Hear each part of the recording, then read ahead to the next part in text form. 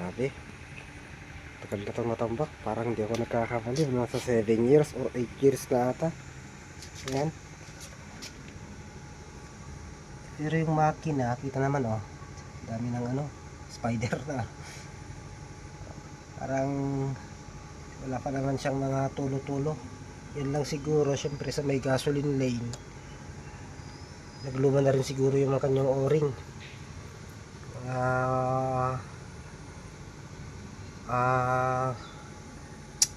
Rubber seal ng kanyang carb XRM 125 Rob Sport. Ayan siya, carb type.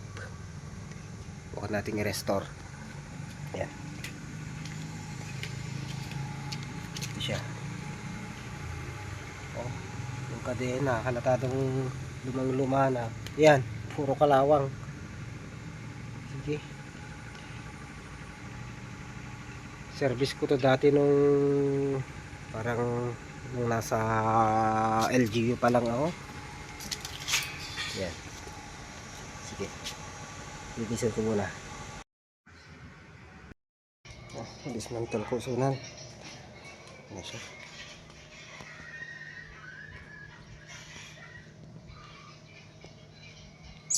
Grabe ang dumi.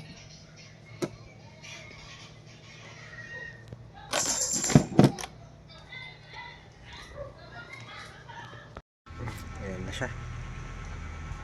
Kinalas ko na. So, papalit na rin ako ng kanyang, oh, kita ko maraming sludge. Oil sludge sa loob. Kaya kung linis-linis lang dyan sa gilid at sa loob malinisan din.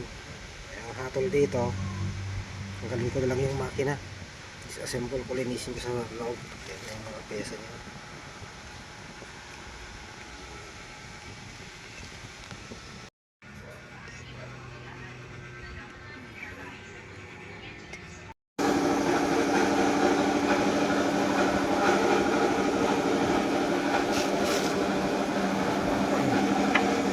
Yan, medyo nalinis na konti.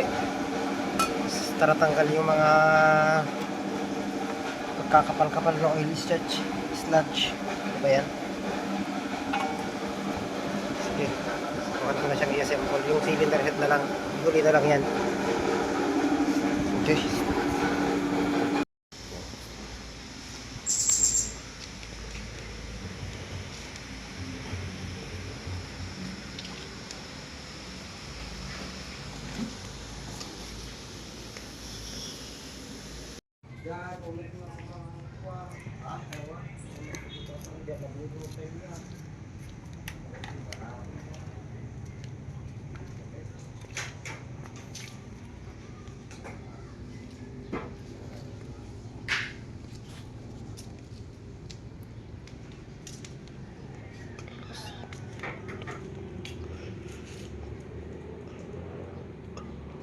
Okay, continuation ng aking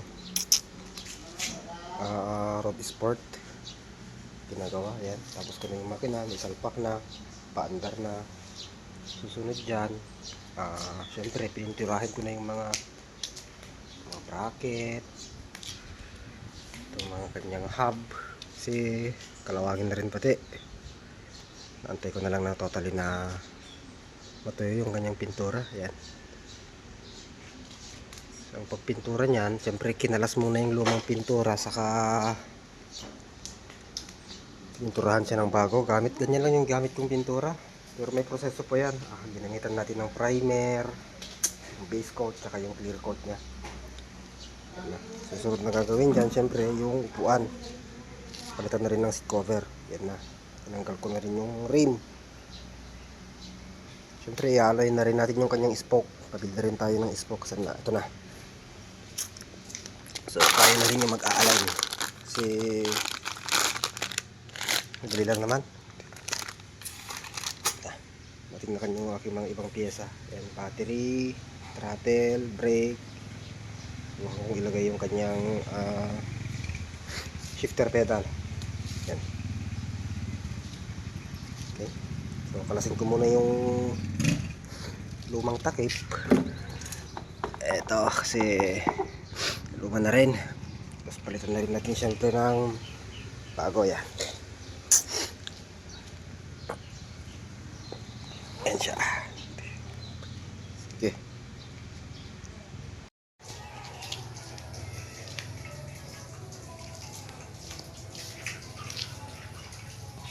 Okay, yan na siya.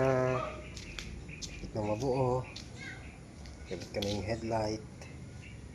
Kapit na rin yung mga wirings. Palitan na rin ng bagong starter. Ayan. Bali bumalik na siya sa pagka-stock. Ayan na siya. Tapos yung kanyang seat cover.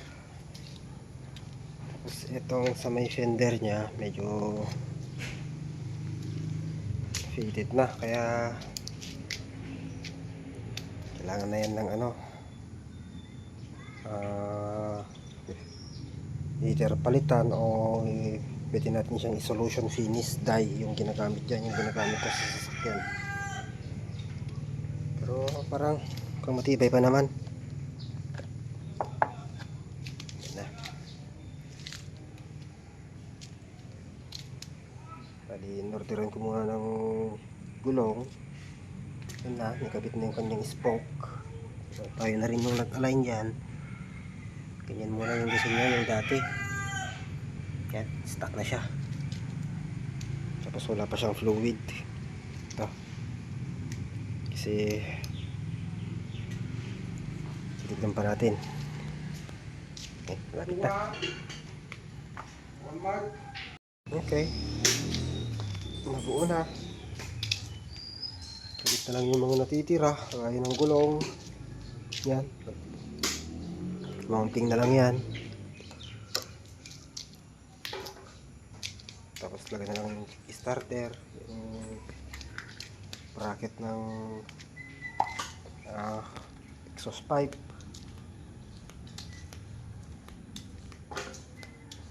Tapos andar na rin siya. Okay.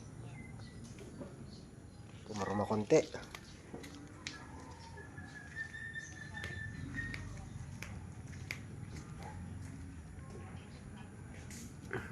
Siya.